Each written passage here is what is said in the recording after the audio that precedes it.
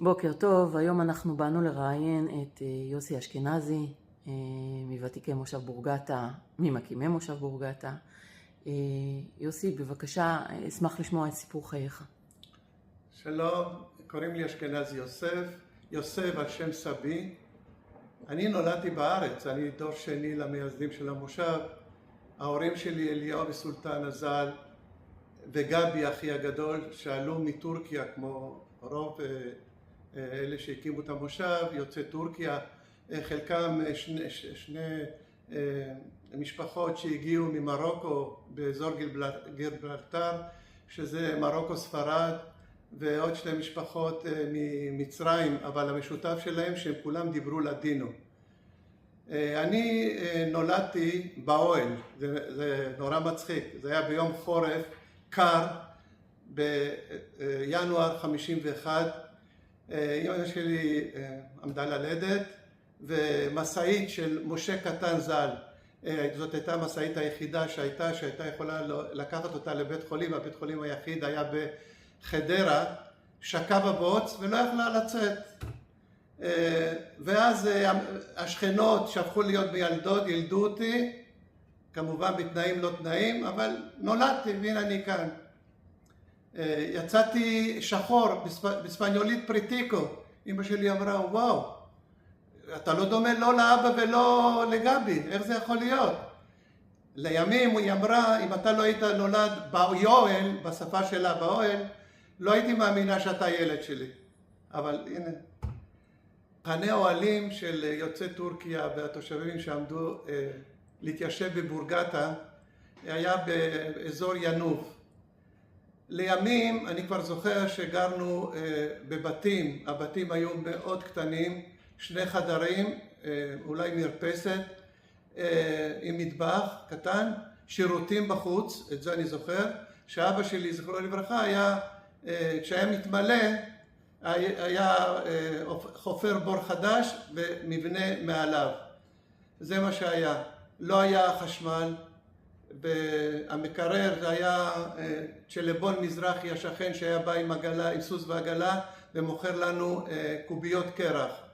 נפט גם כן עם עגלה כדי להדליק את השישיות, את התנור חימום בחורף. לא היה קל, התנאים היו קשים מאוד, באמת. הייתה לנו גם סבתא שגרה בעול בתוך 2 החדרים האלה, אז ההורים בחדר שינה, סבתא בעול, ואנחנו 3 אחים, לימים נולד גם חנן, אחי הקטן. בסלון היינו פותחים את המיטות וככה היינו ישנים.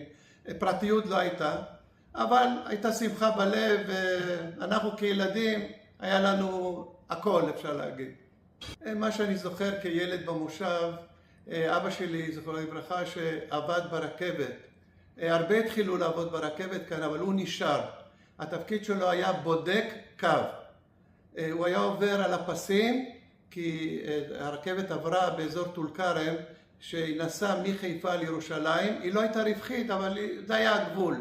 והתפקיד שלו היה לעבור על קווי פסי הרכבת, לראות שלא שמו מכשולים, מין מסמרים כאלה, שבאו מחבלים מטורקיה, מטול כרם, וניסו לחבל ברכבת שתצא מהפסים ותיפול.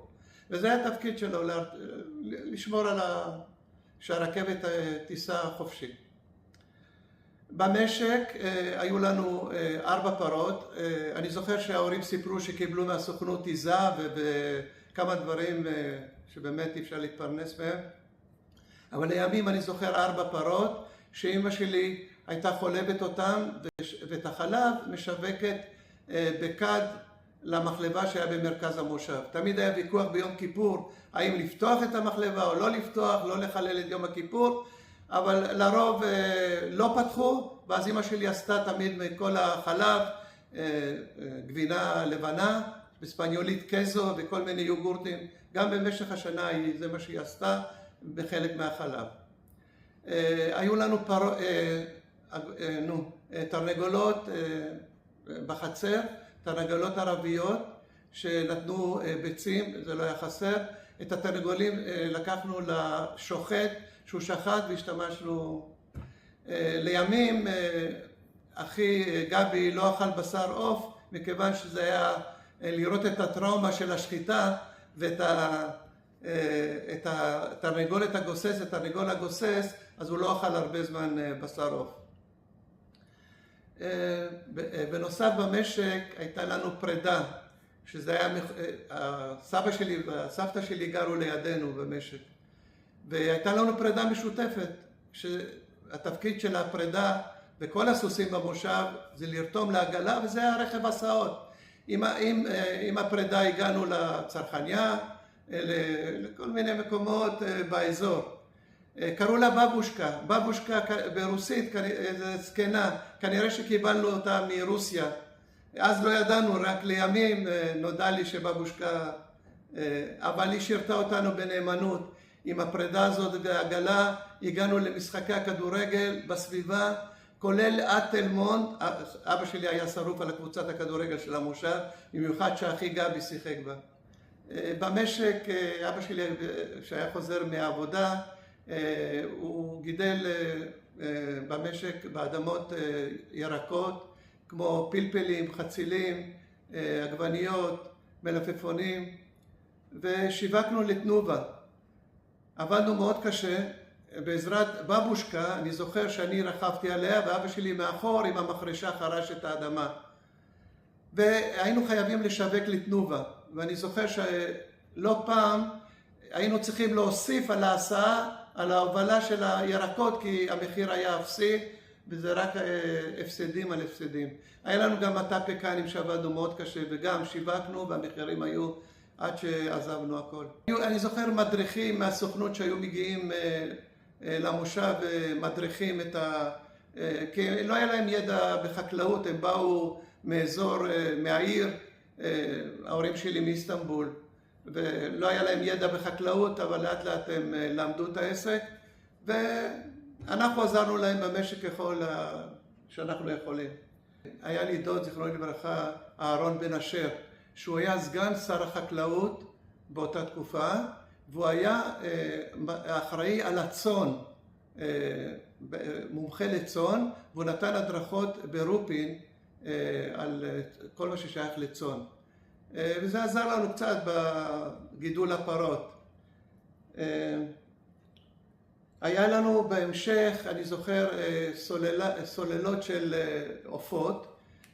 עדיין קיים הבית אימון, שבתחילה האפרוחים הגיעו, אני זוכר, ממושב או קיבוץ בית חנן, ואז הם היו בשלב הראשון בבית אימון. אני זוכר חימומים עם תנורים שמחממים אותם עד חודש בערך, ואז העברנו אותם לסוללות, שתי תרנגולות על כל תא, ואחרי 3 חודשים שיווקנו אותם.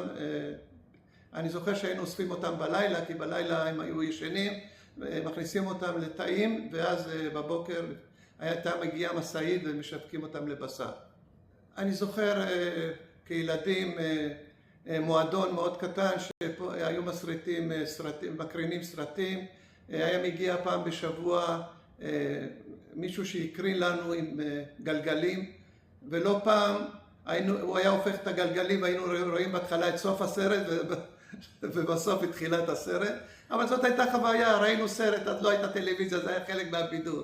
פעם בשבוע, בימי חמישי, כל החברים שכבר ידענו לנסוע באוטובוס לבד, היינו עושים לראות סרט בקולנוע שרון, ולאכול פלאפל, זה מה שהקציבו לנו. אבל לא פעם היינו צריכים לצאת לפני שהסרט נגמר, כי האוטובוס היה יוצא מוקדם, וזה האוטובוס האחרון למושב.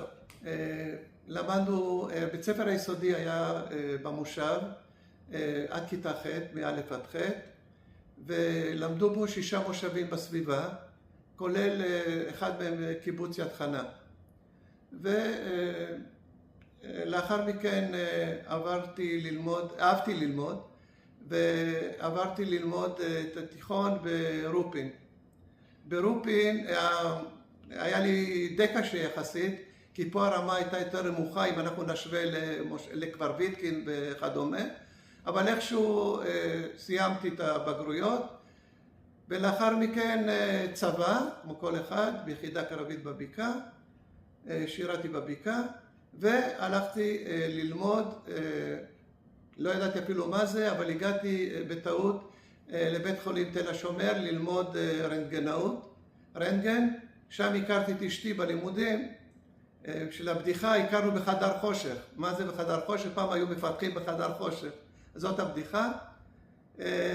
וגרנו במגורים של תל השומר עד שהחלטנו שאנחנו עוברים למושב אחרי שסבא שלי העביר לנו את המשק אלינו. ואז בנינו את הבית הראשון במושב, וכיוון שהמרחק לתל השומר היה קשה להגיע, אז מצאתי עבודה בבית חולים לניאדו, ועד היום אני עובד בו. אני כבר בן 75 ואני ממשיך לעבוד. כמו שאמרתי, את אשתי חנה הכרתי בלימודים. היא הלכה לכיוון של... היא למדה לפני הצבא ואני אחרי הצבא. היא הייתה תודאית, ואז היא הייתה רנטגנאית בצבא. היא סיימה, יצאה לפנסיה כקצינה רב סרן, ולאחר מכן המשיכה לעבוד בבית חולים מאיר. הילדים, שתי הבנות נולדו כשגרנו במגורים של העובדים בתל השומר, וכשעברנו למושב נולדו עוד שני בנים. הבת הגדולה קראו לה מלי. היינו חייבים לקרוא על שם אמא שלי מלכה, אוי ואבוי אם לא היינו קוראים על שמה.